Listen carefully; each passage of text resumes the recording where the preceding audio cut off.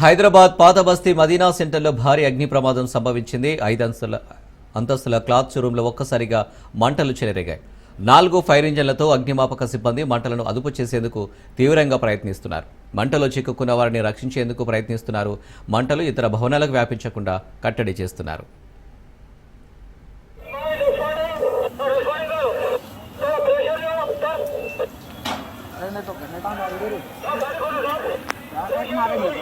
हमारे तो पूरी सीट पूरी जल गई होगी, अंदर तो भी जीती पूरा रास्ता तो अरे गुस्सा भी करे तो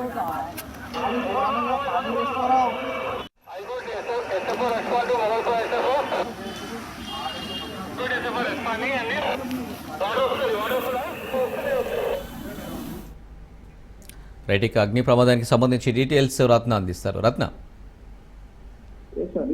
పాత బస్తీ హైకోర్టు సమీపంలో ఉన్నటువంటి మదీనా ఝాన్సీ బజార్ లోని ఓ క్లాత్ షోరూమ్ లో భారీ అగ్ని ప్రమాదం సంభవించింది. భవనం 3వ అంతస్తు నుంచి 5వ అంతస్తులో మంటలు చెలరేగాయి. మొదటిగా 3వ అంతస్తుకు మంటలు వ్యాపించాయి. అక్కడి నుంచి 5వ అంతస్తుకు వ్యాపించడంతో అగ్ని ప్రమాద తీవ్రత అనేది మరింత ఎక్కువగా జరిగింది. అయితే మంటలు వచ్చినటువంటి సందర్భంలో భవనం లోపల చాలా మంది చిక్కుకున్నట్టు తెలుస్తుంది. అయితే అదే సందర్భంలో ఇమీడియట్ గా అక్కడికి ఫైర్ ఇంజన్లు ఏఆర్ఎఫ్ సిబ్బంది అక్కడికి చేరుకుని లోపల ఉన్న వారందరినీ కూడా రెస్క్యూ చేసి బయటకు తీసుకుని వచ్చారు. ఘటనా స్థలానికి అనేక ఫైర్ ఇంజన్లు చేరుకుని పూర్తిగా మంటలను అదుపులోకి చేసేందుకు ప్రయత్నం కాస్త అదుపులోకి వచ్చినట్టు తెలుస్తోంది. అయితే ఈ అగ్ని ప్రమాదంలో ఇప్పటికే లోపల చిక్కుకుపోయిన వారందరినీ కూడా రెస్క్యూ చేయడంతో కొంత ప్రాణాపాయం అయితే తగ్గింది. ఎవరికి ఎటువంటి అక్కడ అగ్ని ప్రమాదంలో ఎటువంటి ప్రాణ నష్టం జరగలేదు అనే విషయం కూడా మనకు ప్రాథమికంగా తెలుస్తుంది. అయితే ఈ అగ్ని ప్రమాదానికి సంబంధించి అసలు ప్రమాదం ఎలా జరిగింది అనేది ప్రస్తుతం ఒకవైపున పోలీసులు కేసు నమోదు చేసుకుని దర్యాప్తు చేస్తూ ఉన్నారు. మరోవైపున పూర్తిగా మంటల మొత్తాన్ని కూడా ఆర్పేందుకు అక్కడ ఉన్నటువంటి ఫైర్ సిబ్బంది సిచ్యువేషన్ కనిపిస్తున్నాయి. ఈ సమ్మర్ లో వరుసగా అగ్ని ప్రమాదాలు వరుసగా జరుగుతూ ఉన్నాయి. మనం గత కొన్ని రోజుల నుంచి చూసినట్లయితే అనేక ప్రాంతాల్లో ఇటు షార్ట్ సర్క్యూట్లు కావచ్చు, లేకపోతే నిర్లక్ష్యంగా కారణం కావచ్చు, అది కారణం ఏదైనప్పటికీ కూడా నగరం నలుమూలలో కూడా అగ్ని ప్రమాదాలు సంభవిస్తున్నాయి. దానికి కొనసాగింపుగానే ఇప్పుడు హైకోర్టు ప్రాంతంలో పాత బస్తీలో జరిగినటువంటి అగ్ని ప్రమాదంతో ఇక్కడ స్థానికులు భయాందోళనకు గురవుతున్నారు. Anil. Right Ratna, thank you.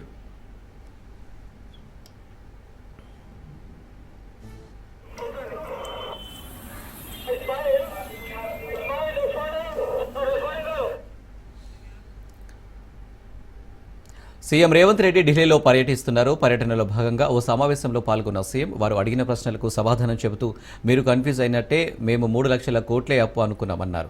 కానీ లెక్కలు చూస్తే 7 లక్షల కోట్ల అప్పు ఉందన్నారు. కేసీఆర్ 3 లక్షల కోట్ల అప్పే అని చెప్పారన్నారు. తెలంగాణలో 21,000 కోట్ల రైతులకు రుణమాఫీ 3 నెలల్లో చేసింది తమ ప్రభుత్వమేనని రేవంత్ రెడ్డి తెలిపారు. నియోజకవర్గ పునర్విభజనలో దక్షిణాది రాష్ట్రాలకు అన్యాయం జరుగుతుందని వెల్లడించారు.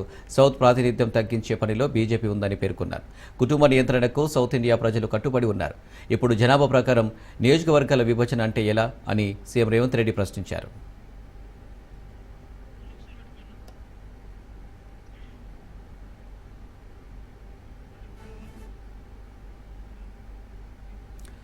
సీఎం రేవంత్ రెడ్డి ఢిల్లీలో పర్యటిస్తున్నారు. పర్యటనలో భాగంగా ఓ సమావేశంలో పాల్గొన్న సీఎం వారు అడిగిన ప్రశ్నలకు సమాధానం చెబుతూ మీరు కన్ఫ్యూజ్ అయినట్టే, మేము 3 లక్షల కోట్లే అప్పే అనుకున్నామన్నారు. కానీ లెక్కలు చూస్తే 7 లక్షల కోట్ల అప్పు ఉందన్నారు. కేసీఆర్ 3 లక్షల కోట్లు అప్పే అని చెప్పారన్నారు. తెలంగాణలో 21,000 కోట్ల రైతులకు రుణమాఫీ 3 నెలల్లో చేసింది తమ ప్రభుత్వమేనని రేవంత్ రెడ్డి తెలిపారు. నియోజకవర్గ పునర్విభజనలో దక్షిణాది రాష్ట్రాలకు అన్యాయం జరుగుతుందని వెల్లడించారు. సౌత్ ప్రాతినిధ్యం తగ్గించే పనిలో బీజేపీ ఉందని పేర్కొన్నారు. కుటుంబ నియంత్రణకు సౌత్ ఇండియా ప్రజలు కట్టుబడి ఉన్నారు. ఇప్పుడు జనాభా ప్రకారం నియోజకవర్గాల విభజన అంటే ఎలా అని సీఎం రేవంత్ రెడ్డి ప్రశ్నించారు.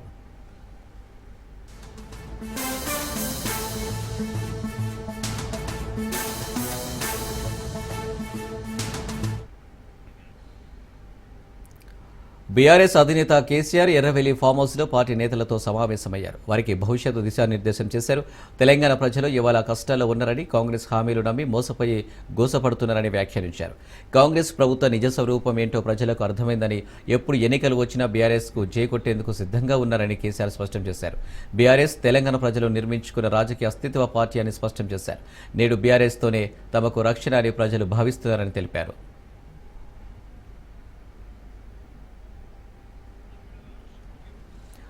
ఏప్రిల్ 27కి బీఆర్ఎస్ పార్టీ పుట్టి 25 కావస్తుండటంతో రాష్ట్ర వ్యాప్తంగా ఘనంగా సిల్వర్ జూబ్లీ వేడుకలు నిర్వహిద్దామని పిలుపునిచ్చారు. ఇందులో భాగంగా వరంగల్ జిల్లాలో 1,00,000 మందితో సభ నిర్వహిద్దామని అన్నారు.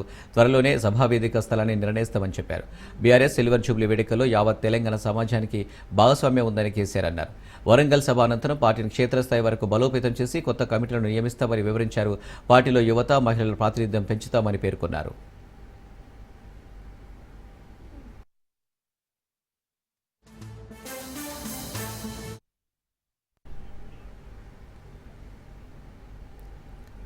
తెలంగాణలో గ్రూప్స్ ఫలితాల షెడ్యూల్ను టీజీపీఎస్సీ ప్రకటించింది. ఈ నెల 10న గ్రూప్ 1 ప్రొవిజనల్ మార్కుల విడుదల చేస్తామని పేర్కొంది.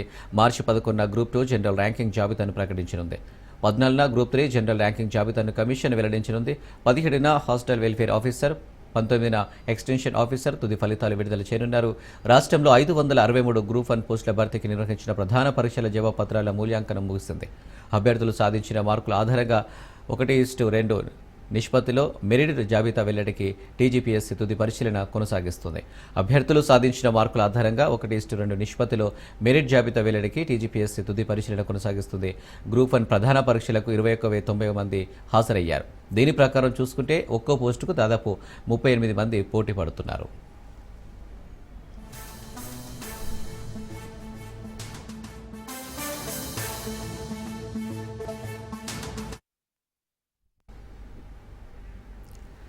అంతర్జాతీయ మహిళా దినోత్సవం సందర్భంగా పరేడ్ గ్రౌండ్లో నిర్వహిస్తున్న ఇందిరా మహిళా శక్తి పాలసీ 2025 ఆవిష్కరణ సభపై జిల్లా ఆర్డీఓ, జిల్లా మహిళా సమాఖ్య సభ్యులతో మహిళా శిశు సంక్షేమ శాఖ మంత్రి అనసూయ సీతక్క సమీక్ష నిర్వహించారు.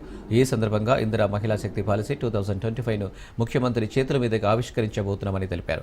ఈ ఆవిష్కరణ కార్యక్రమానికి మహిళా సంఘ సభ్యులకు ఆహ్వానం పలుకుతున్నామన్నారు.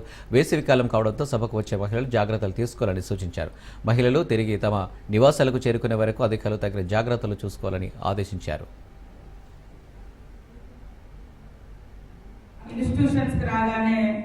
ఇన్స్టిట్యూట్కి రాగానే మరి ఎంత అద్భుతంగా ఉంది ఇది అనిపించింది.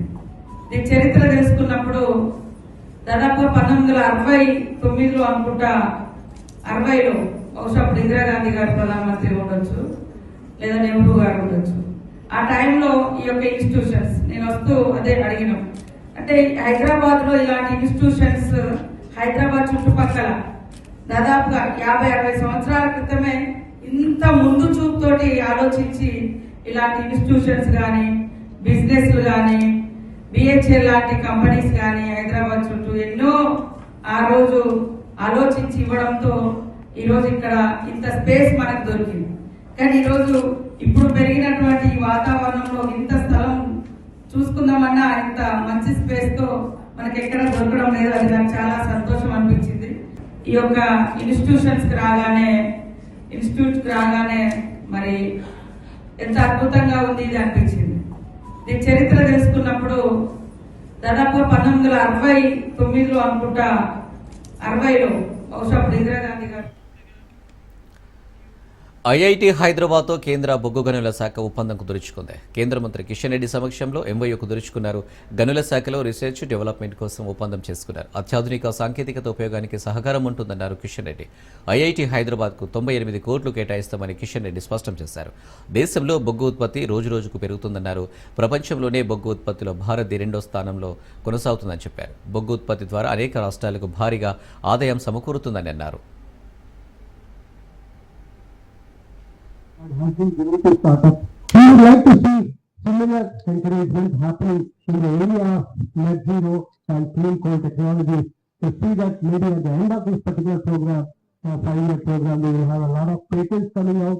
For innovation, IIT Hyderabad last 1 year alone, we have 210 patents. This year we have already set a target, which we call it as patent a day. Mission 365 we call it as. So by the end of this December, we would like to have 365 patents, and I am sure some of them will come in this particular area also. భారతదేశంలో coal యొక్క ప్రాధాన్యత పెరిగింది. Coal అన్ని రంగాలకు ఈరోజు కీలక పాత్ర పోషిస్తున్న విషయం మనకందరికీ తెలుసు. భారతదేశ అభివృద్ధిలో ఈ యొక్క కోల్ సెక్టార్ ఇంపార్టెన్స్ కూడా మనకు స్పష్టంగా కనిపిస్తుంది. 72% ఆఫ్ పవర్ ఈరోజు కోల్ ద్వారా మనం మన దేశంలో ఉత్పత్తి చేసుకుంటున్నాం. అదేవిధంగా పవర్ తోటే కాకుండా steel production, cement, aluminium, fertiliser, paper, textile and heavy industries ఈరోజు కోల్ కీలక పాత్ర పోషిస్తున్నది. రానున్నటువంటి అనేక సంవత్సరాలు కూడా మన దేశానికి సంబంధించినంత వరకు కోల్ యొక్క ఇంపార్టెన్స్ మరింత పెరిగేటువంటి అవకాశం ఉంది. ఈరోజు భారతదేశంలో కోల్ ప్రొడక్షన్ ప్రపంచంలోనే కంపేర్ చేస్తే India is the second place in coal production.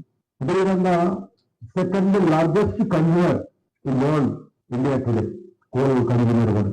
దాంతో పాటు అదృష్టం ఏంటంటే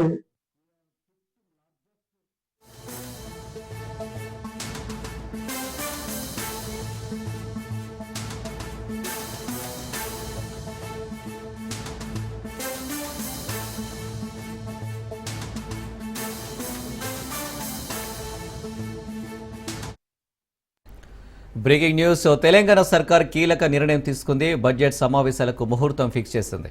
ఈ నెల 12 నుంచి అసెంబ్లీ బడ్జెట్ సమావేశాలు నిర్వహించనున్నారు. 12న ఉదయం 11 గంటలకు అసెంబ్లీ ప్రారంభం కానుంది. తొలి రోజు ఉభయ సభలను ఉద్దేశించి గవర్నర్ ప్రసంగించనున్నారు. ఉగాది నుంచి భూభారతి అమలు చేయాలని నిర్ణయం తీసుకున్నారు. ఫ్యూచర్ సిటీ కొరకు కొత్త బోర్డు ఏర్పాటు చేయాలని, నదీ జలాల అంశంపై ప్రత్యేక కమిటీ వేయాలని ఇప్పటికే కేబినెట్ నిర్ణయం తీసుకుంది. కొత్తగా 10,950 విలేజ్ లెవెల్ ఆఫీసర్స్ పోస్టులు భర్తీ చేయనున్నారు. కొత్త రెవెన్యూ డివిజన్లు, మండలాలకు 217 పోస్టులు మంజూరు చేస్తూ తీర్మానం చేశారు. 10 జిల్లా కోర్టులకు 55 పోస్టులు మంజూరు చేయాలని కేబినెట్ నిర్ణయించింది.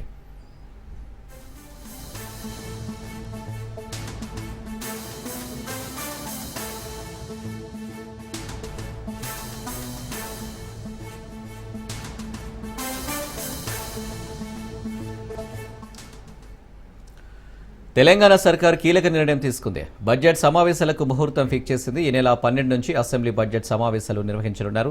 12న ఉదయం 11 గంటలకు అసెంబ్లీ ప్రారంభం కానుంది. తొలి రోజు ఉభయ సభలను ఉద్దేశించి గవర్నర్ ప్రసంగించనున్నారు. ఉగాది నుంచి భూభారతి అమలు చేయాలని నిర్ణయం తీసుకున్నారు.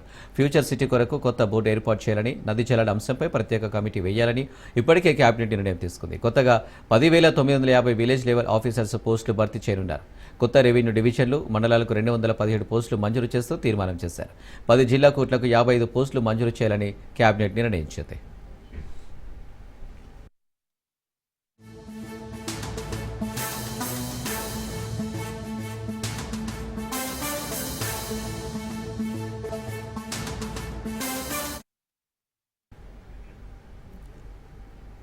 బిహెచ్ఎల్ లింగంపల్లి ఫ్లైఓవర్ను పరిశీలించారు మెదక్ ఎంపీ రఘునందన్ రావు. లింగంపల్లి వద్ద నూతనంగా నిర్మించిన ఫ్లైఓవర్ పనులు పూర్తి అవడంతో ఫ్లైఓవర్ సుందరీకరణ పనులు సంబంధిత అధికారులతో కలిసి పరిశీలించారు. అనంతరం సమీక్ష సమావేశంలో పాల్గొని వివిధ అంశాలపై చర్చించారు. పార్లమెంటు సమావేశాల తర్వాత కేంద్ర మంత్రులతో కలిసి ఫ్లైఓవర్ ప్రారంభిస్తామని ఎంపీ రఘునందన్ రావు తెలిపారు.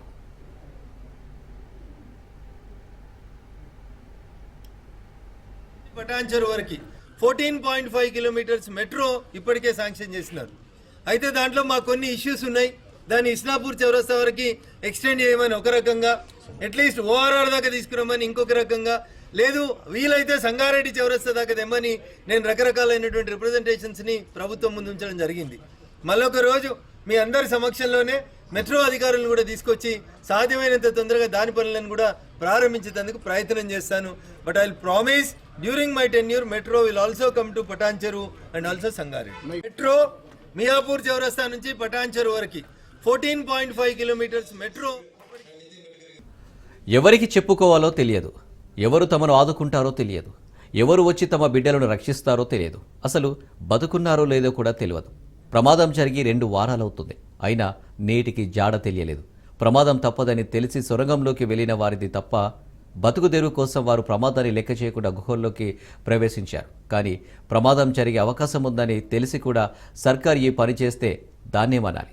1 కాదు 2 నివేదికలు ప్రమాదం పొంచి ఉందని, ఖచ్చితంగా పలానా ఏరియాలో రాతి శిలలు ఊడి పడిపోతాయని స్పష్టం చేసిన నివేదికలు దాచిపెట్టిన పాలకులను ఏమనాలి? సర్కారు చేసిన ఎస్ఎల్బీసీ హత్యలకు ఎవరు బాధ్యత వహిస్తారు? రాష్ట్ర ముఖ్యమంత్రి బాధ్యత వహిస్తారా? నీటిపారుదల మంత్రి బాధ్యత వహిస్తారా? లేదంటే ప్రభుత్వ పెద్దలు ఎవరు ఎందుకు బాధ్యులు? తెలిసి 8 మందిని బలిగొన్న టన్నెల్ ఘటనలో అసలు విషయాలు తెలిస్తే ఎవరికైనా సరే కళ్ళు బయలు కమ్ముకుంటాయి.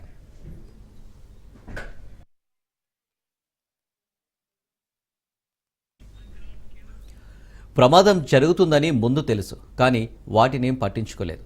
సొరంగంలోకి వెళ్తే స్వర్గస్థులైపోతారని హెచ్చరికలు ప్రభుత్వానికి ముందే తెలుసు. కానీ ప్రభుత్వం వాటిని పెడచెవిన పెట్టింది. అందుకు కారణం 8 నిండు ప్రాణాలు. ప్రజల ప్రాణాలు కాపాడాల్సిన ప్రభుత్వం ప్రజలను అత్యంత క్రూరంగా వ్యవహరించింది. ఎస్ఎల్బీసీ సొరంగంలో 8 మంది చిక్కుకుపోయారు. ప్రమాదం జరిగి 14 రోజులవుతుంది. టన్నెల్లో దిగిన 8 మంది ఏమైపోయారో కూడా తెలియదు. ఆచూకీ తెలిసిందని కాపాడేందుకు చివరి నిమిషం వరకు ప్రయత్నం చేస్తున్నామని ప్రభుత్వం పెద్దలు చెబుతూనే ఉన్నారు. కానీ ఈ మొత్తం ఘటన జరగడానికి ముందు తెలంగాణ ప్రభుత్వానికి టన్నెల్ తీరు తవ్వకాలు చేస్తే జరిగే ప్రమాదాలను వివిధ కమిటీలు కళ్లకు కట్టాయి. టన్నెల్ భాగం కూలిపోతుందని 5 ఏళ్ల ముందే నిర్ధారించింది. ప్రమాదం జరిగిన ప్రాంతంలో ఉన్న టన్నెల్ రాతి భాగం బలహీనంగా ఉందని, ఎలాంటి తవ్వకాలు ప్రమాదకరమని హెచ్చరించింది. బలహీనమైన రాళ్ళు కారణంగా దుర్ఘటనలు చోటు చేసుకోవచ్చంది.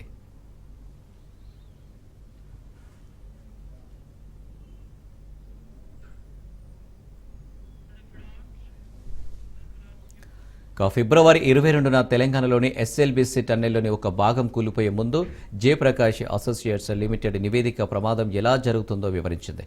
టన్నెల్ నిర్మాణ సమయంలో ఫాల్ట్ జోన్ను నిర్ధారించింది. పలానా ఏరియాలో టన్నెల్ కొంత భాగం కూలిపోయే అవకాశం ఉందని కుండ బద్దలు కొట్టింది. జయప్రకాష్ అసోసియేట్స్ లిమిటెడ్ నోయిడాకు చెందిన కంపెనీ 2005లో టన్నెల్ నిర్మాణ కాంట్రాక్ట్ను దక్కించుకుంది. అంతేకాకుండా మరో సంస్థ అంబర్గుటెక్ ఏజీ సంస్థ సైతం టన్నెల్ సిస్మిక్ ప్రిడిక్షన్ TSP 303+ అనే నివేదికను జనవరి 2020లో సర్కారుకు ప్రమాదం పొంచి ఉందని తేల్చి చెప్పింది. ఫాల్ట్ జోన్ 13.88 కిలోమీటర్ నుంచి 13.91 కిలోమీటర్ మధ్య టన్నెల్ రాక్ బలహీనంగా ఉందని, నిర్మాణ పనుల సందర్భంగా ప్రమాదం తప్పదన్న సందేశాన్నిచ్చింది. సొరంగంలో తవ్వకాల సందర్భంగా ముప్పు తలెత్తుందని చెప్పింది. సొరంగంలో రాతి బలహీనంగా ఉండటం వల్ల పెచ్చులూడిపోతుంది.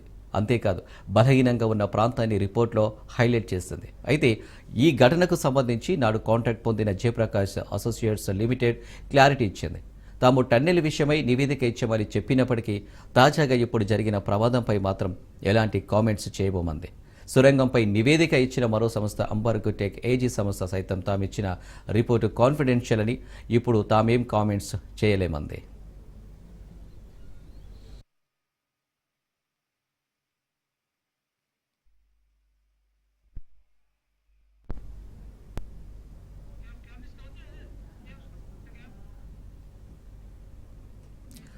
మొత్తంగా 2 సంస్థలు ఇచ్చిన రిపోర్టు ప్రకారం టన్నెల్ కూలిపోయిన ప్రాంతాన్ని నిర్ధారించాయి. ఫాల్ట్ జోన్ చుట్టూ పైకప్పు 3 మీటర్లు కుంగిపోయిందని సహాయక చర్యల్లో పాల్గొన్న సిబ్బంది తేల్చి చెప్పారంటే ఈ ప్రమాదాన్ని నివారించడం సర్కారు చేతిలోనే ఉంది. కానీ ప్రభుత్వ పెద్దలు మాత్రం ఇవేవీ పట్టించుకోలేదు. ఇష్టారాజ్యంగా వ్యవహరించేసింది. 8 మంది ప్రాణాలను బలి తీసుకుంది. ఘటన జరిగి 2 వారాలైన వారి ఆచూకీ నేటికి లభించలేదంటే ఆ ఉధృతిని అర్థం చేసుకోవచ్చు. వ్యక్తులు తప్పు చేస్తే ఓ వ్యక్తి మాత్రమే తప్పు ఉంటుంది.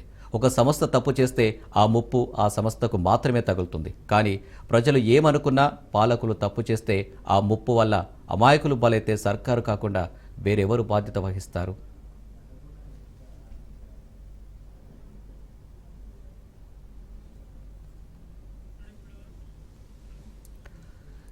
ప్రభుత్వం చేసిన హత్యలుగా వీటిని ఎందుకు భావించరాదు? ప్రజల ప్రాణాలకు రక్షణ ఉంటానన్న ప్రభుత్వ పెద్దలు ఇంతటి నిర్లక్ష్యంగా వ్యవహరించడాన్ని ఎవరు ఉపేక్షిస్తారు? చిన్న చిన్న విషయాలను రాజకీయాలు చేసే నేతలు ప్రమాద ఘటనపై చేతులు దులుపుకుంటున్నారు. గతంలో కూడా ప్రమాదాలు జరిగాయని, పెద్ద పెద్ద ప్రాజెక్టులు నిర్మాణం చేస్తున్నప్పుడు ప్రాణాలు పోవడం సహజమన్న ధోరణిని వ్యక్తం చేస్తున్నారు. తాజా ప్రమాదంలో కేవలం 8 మంది మాత్రమే ప్రాణాలు కోల్పోయారు. అదే 100 మంది గుహలోకి ప్రవేశించి పనుల్లో భాగస్వాములైతే అందుకు బాధ్యులు ఎవరయ్యేవారు? ఒక ప్రాణమైనా, 8 మంది ప్రాణాలైనా, ఇంకెందరివైనా బాధ్యత ముమ్మాటికి ప్రభుత్వానిదే. ప్రాజెక్టుల నిర్మాణ పనులు అలా జరిగాయి. కాళేశ్వరం ప్రాజెక్టులో భాగంగా మేడిగడ్డ నిర్మాణ లోపాలంటూ గొంతు చించుకుంటున్న పాలకులు తాజా ప్రమాదంపై ప్రజలు సమాధానం చెప్పాల్సిందే. తెలియకుండా ఏదైనా జరిగితే అందుకు ఎవరు కూడా బాధ్యత వహించారు. తెలిసి తప్పు జరిగితే అందుకు మూల్యం తప్పకుండా పాలకులు చెల్లించాలి. లేదంటే మృతుల కుటుంబాలు క్షమించినా ప్రజలు మాత్రం క్షమించరు.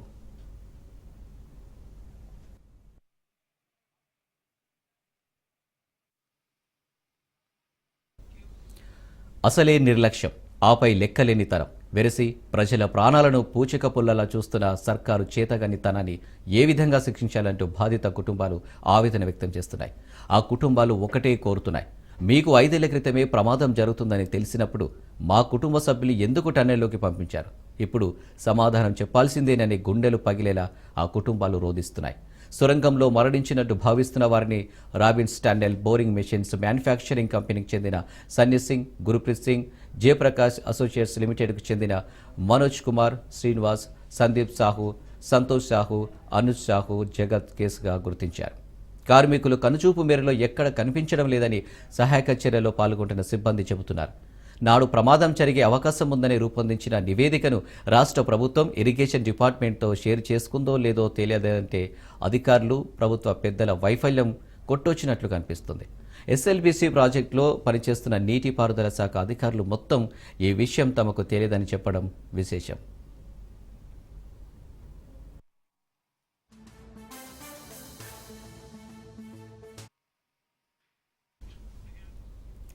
మరోవైపు ఎస్ఎల్బీసీ టన్నెల్ విపత్తు గురించి రాష్ట్ర ప్రభుత్వానికి ముందుగానే తెలుసన్నారు కేటీఆర్. ఆ స్థలాన్ని రెడ్ జోన్గా వర్గీకరించిన 2 నివేదికలను ప్రభుత్వం విస్మరించడం వల్లే ఈ దుర్ఘటన జరిగిందన్నారు.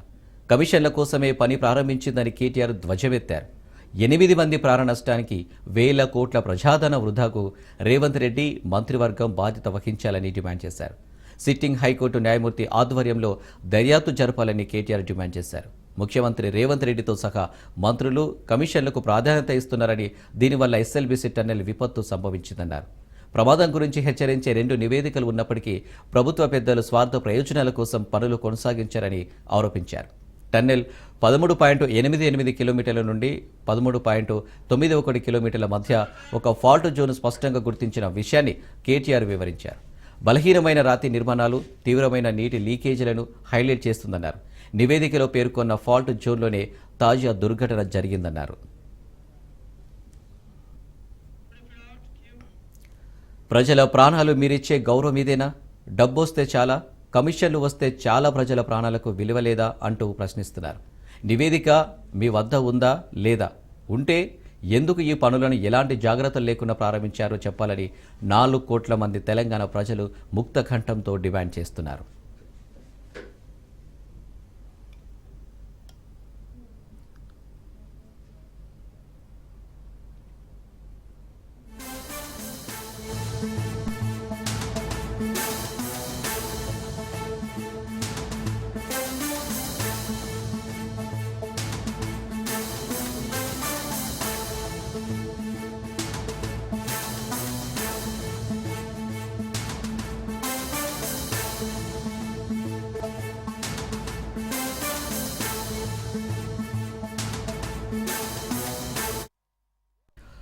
తిరుమల ఘాట్ రోడ్డులో ఏనుగుల గుంపు హల్చల్ చేస్తుంది. ఘాట్ రోడ్డులో 7వ మైలుకు సమీపానికి ఏనుగుల గుంపు వచ్చి రోడ్డు పక్కన ఉన్న చెట్లను ధ్వంసం చేశాయి. దీంతో అధికారులు వాహనదారులను అప్రమత్తం చేశారు.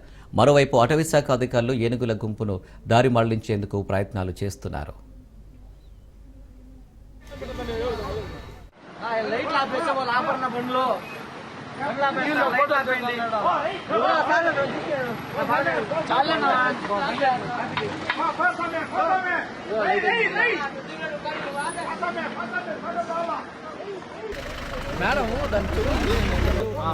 ఇప్పుడు చూడు కనపడతా ఉన్నాడు. చూడు చూడు భయంకరంగా క్లారిటీ లైట్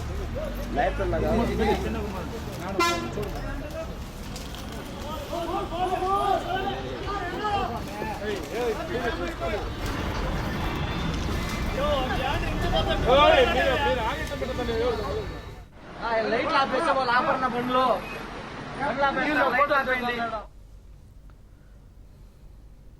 రంగారెడ్డి జిల్లా రాజేంద్రనగర్లో కబ్జా రైళ్ల పనిపట్టారు పోలీసులు.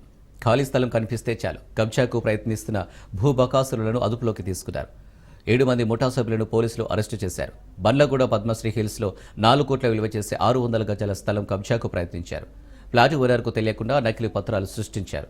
కెనడా నుండి దివాకర్ వర్మ పేరుపై నకిలీ జనరల్ పవర్ ఆఫ్ అటార్నీ పత్రాలు తయారు చేశారు. 14 మంది భూమాఫియా ఆట కట్టించారు రాజేంద్రనగర్ పోలీసులు. ఇప్పటికే 7గురిని అరెస్టు చేశారు. మరో 7గురు పరారీలో ఉన్నారు. వారి వద్ద నుంచి నకిలీ ల్యాండ్ డాక్యుమెంట్స్తో పాటు 1,69,00,000 నగదు, 3 కార్లు, 7 సెల్ ఫోన్లు సీజ్ చేశారు.